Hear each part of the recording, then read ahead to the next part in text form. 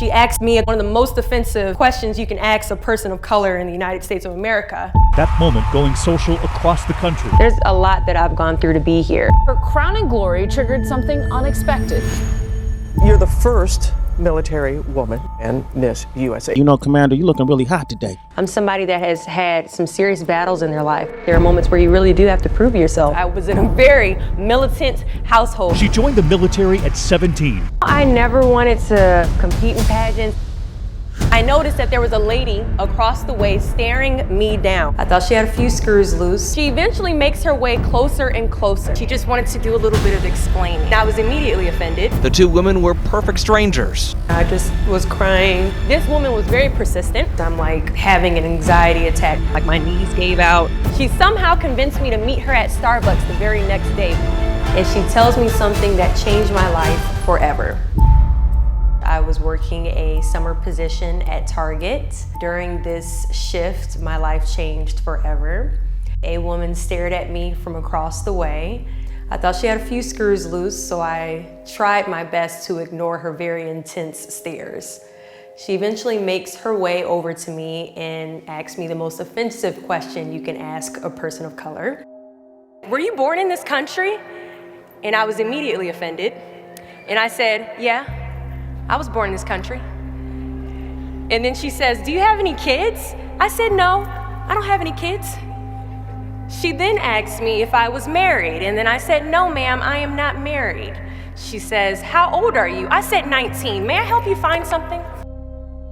And she then goes on to say something that changed my life forever. She says, "You look like you could be the next Miss USA." To my disbelief, she was actually a pageant recruiter.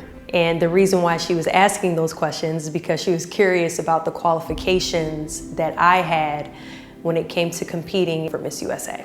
And I laughed at her hysterically at the thought. I was like, "Listen, lady, this is my second year at Virginia State University. I'm in the ROTC program, which means that in 2 years, I'll be commissioning as an officer in the United States military, and I have all intention on going active duty. I'm not a pageant girl."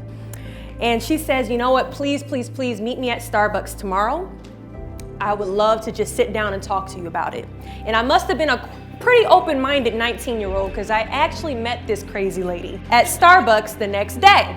She shows up with this foot-tall stack of pageant books and somehow convinces me to enter into my very first pageant, which I did 3 months later. Just a few months after the Target conversation, we went to a dress shop, and it was probably only maybe my second time picking out a dress in my life. And I remember going through all these pretty gowns, feeling like I looked bony. I remember putting the dress on and coming out, and it was her. I don't like the way that I look. I don't like the way that I look right now at all. In high school and in middle school, but mostly in high school, I was heavily bullied. I had this one bully. She'd be the person that would do everything that I could to avoid, because in the hallways, she would bully me ruthlessly. She would say, you know, "Skinny, skinny, you know, orangutan," because my arms are long. She would just say, "Wow, look at how big your feet are." And I would honestly say she's probably one of the bigger contributors to why my self-esteem growing up was very low. And I remember looking at myself in the mirror as I'm like having an anxiety attack. Leslie, she walked up to me and rubbed my back, and she said, "You know, when I saw you in Target, I saw something in you, and I see you glowing right now. I think you look amazing, and I think you could easily win this competition, and I think you can easily win Miss USA. You just have to believe in yourself, because if not you, then who?" So 3 months later, I compete in my first pageant, and I lose. I go back the second year, compete in the state pageant, I lose. Go back the third year, compete in the state pageant, and lose. Go back the fourth year, compete in the same pageant, and lose. I go back the fifth year, y'all. compete in the state pageant and lose. But guess what? I go back the 6th year. Guess what happens? I lose. It was actually my dad. My dad that told me, you have to stop this.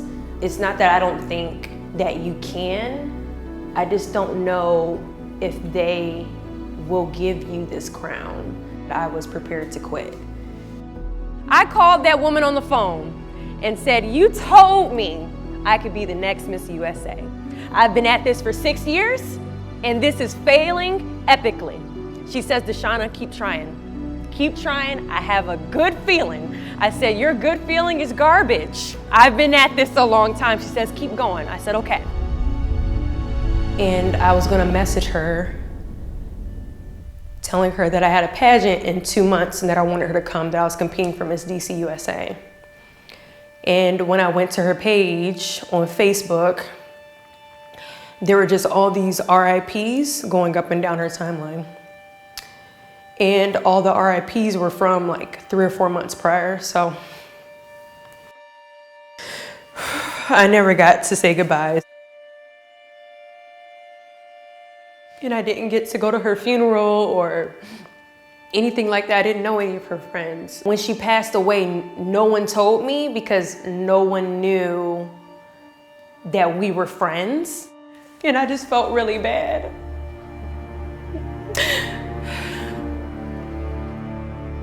With Leslie, she was battling leukemia for about 2 or 3 years.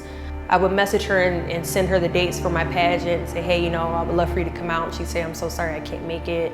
I just always assumed she was gonna be okay. It was very tough competing that December. And I spent that entire 2 weeks remembering Leslie. I wanted to prove her right, that what she saw and who she saw on Target was actually someone that could be Miss USA. When the competition happened, I called my mom. She said, I'm watching you, Leslie's watching you, everybody's watching you. I had an immediate anxiety attack. I was crying, and I just said, I don't want to go out there. I'm terrified, because you could hear the people, thousands of people. It's the T-Mobile Arena in Las Vegas, and it's huge. I remember just looking at myself in the mirror and saying, if not you, then who? I looked around and I just saw all these amazing women that are more than capable of being Miss USA. But I just kept telling myself, if not you, then who? If not you, then who? And then it got down to myself and Miss Hawaii USA. We held hands and I said, thank you, God, for first runner-up. This has just been such an awesome experience because I just knew I was gonna lose against her. District of Columbia!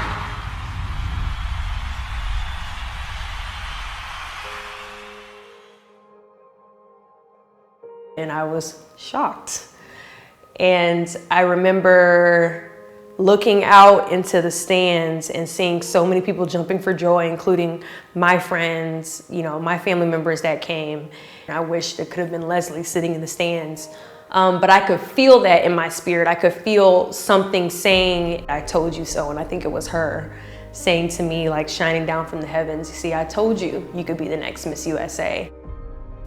Life wouldn't have been the same, and I'm thankful that I was working in women's department and that she decided to come to Target that day, because I just don't think I would have known how capable I am if it had not been for her. I appreciated that she was able to be that for me. I continue to carry that quote, if not me, then who, through life.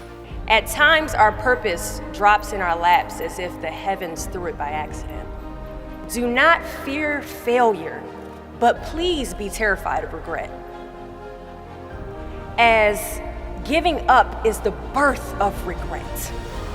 You will have 100 moments that will be filled with someone telling you no. The reality of life is that we will all hear more no's than we hear yeses.